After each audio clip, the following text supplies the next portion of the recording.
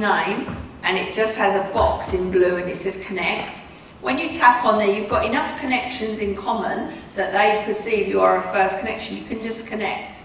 If that isn't there and it says send an email, yeah, you'll go up to the right hand corner, there's a little drop box, and if it says connect on there, you can connect on there. And if it goes ahead and says we have sent the message to Felix, that means he's like my second connection and it's okay. If it comes up, how do you know Clive? Or do you know Clive's email address? That means he's my third and that it's trying to verify. So when you have first, second and third connections, the people that you are connected with, you have access to everybody they're connected with. So when you put a post on and anybody in your connections likes it or shares it, that opens the door to all of the people they know. And then if someone they know doesn't know you likes it and shares it, it's open to everybody and it continues until it's thousands upon thousands of people that you can connect with. And it's all across the world. So it's a global way of interacting. So we've got this awesome picture and we look professional. We've got these come to me eyes, yeah? Oh no, sorry, that was Match.com. No, you've got this gorgeous smile and this tilted head. You're listening. Your body language says speak to me. You've got a bio. It tells people what are your core beliefs. What do you stand for? What are your skills? You've got a good amount of connections that you're continually adding to. Then we go down to our roles. So the role that is your main thing, as I said, the main thing that pays the bills, it's your sole focus. That should be the role that is on top of the breakdown of what you've done. And that needs to be in the same vein. It needs to be about what you do, how you do it, and why you do it, and what is the benefit of connecting. What can you do for people, and some examples. And some of the things when we talk about LinkedIn, we talk about so what and who cares. And that's your litmus test. So when you're putting stuff out there, you need to think, so what? What does that mean? What does it mean for the reader? The person who's reading it, what does it mean to them? Why should they continue reading? Why should they connect? Why should they message with you? So we need to have a hook to draw people in. And we need to say, well, who says? So, I might be the UK's leading coach for LinkedIn, but who says? So if you've not got some kind of credibility behind whatever it is that you're selling or you're doing or the service you're offering, then really it's just not going to have that impact. So you need to think about ways, and some of the ways that you can answer this is about giving real examples in your copy, in the things that you write, but also endorsements and recommendations.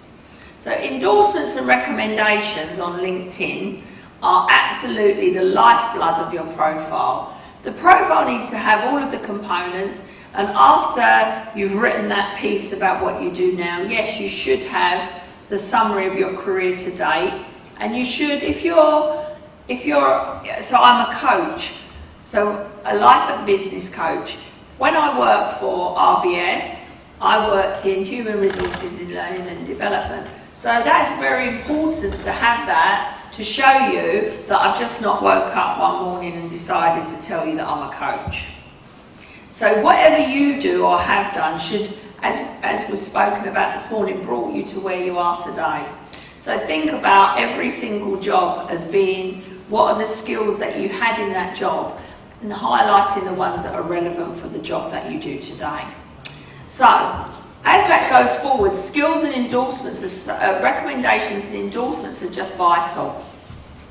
So people question sometimes, is an endorsement a valid thing? Is it really going to make it? It's just someone saying that I'm good at something.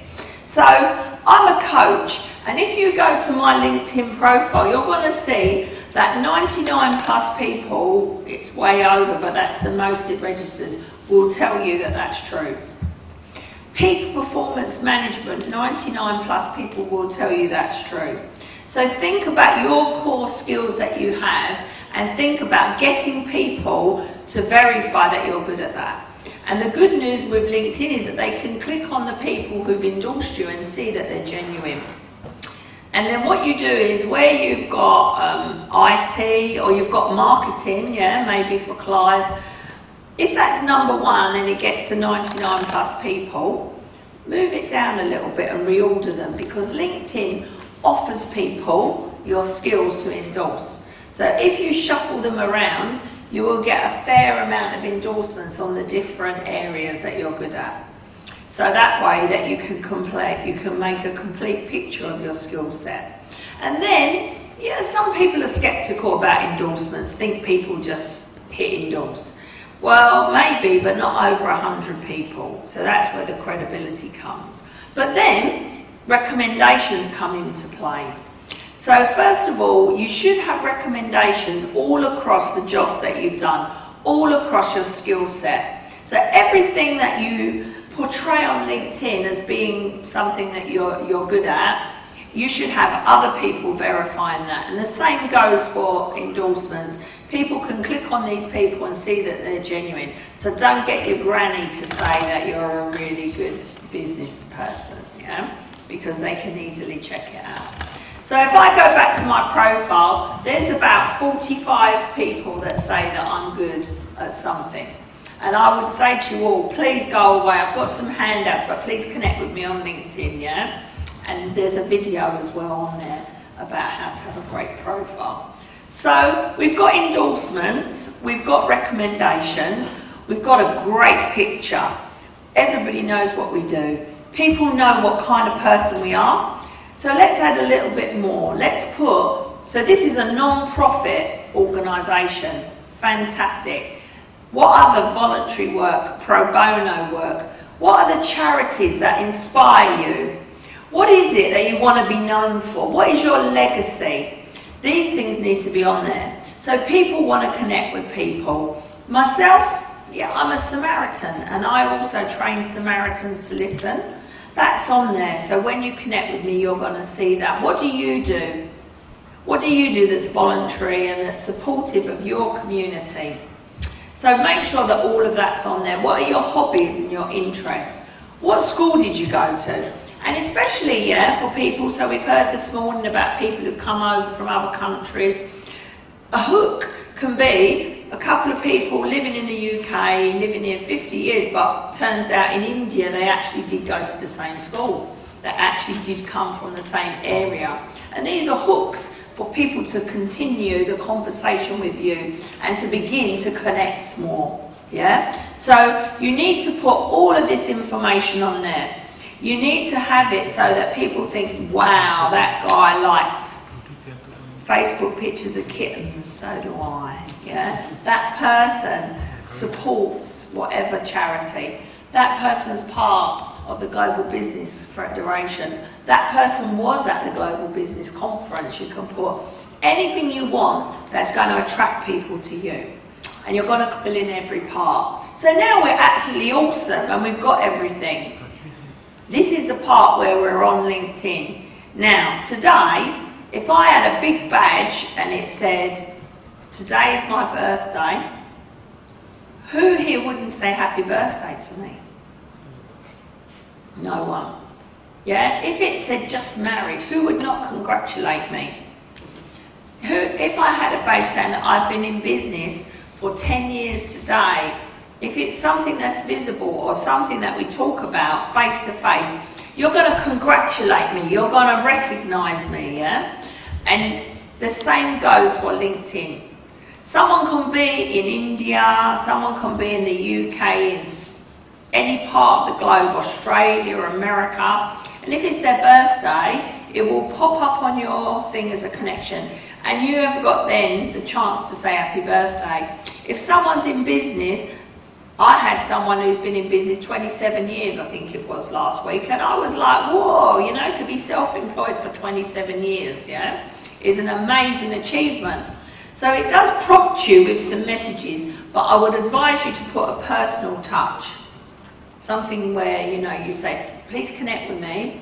was great to listen to you speak at the Global Conference, or it was great to see you at networking, or whatever it is, to make it more personal, because people like to connect with people that are like-minded.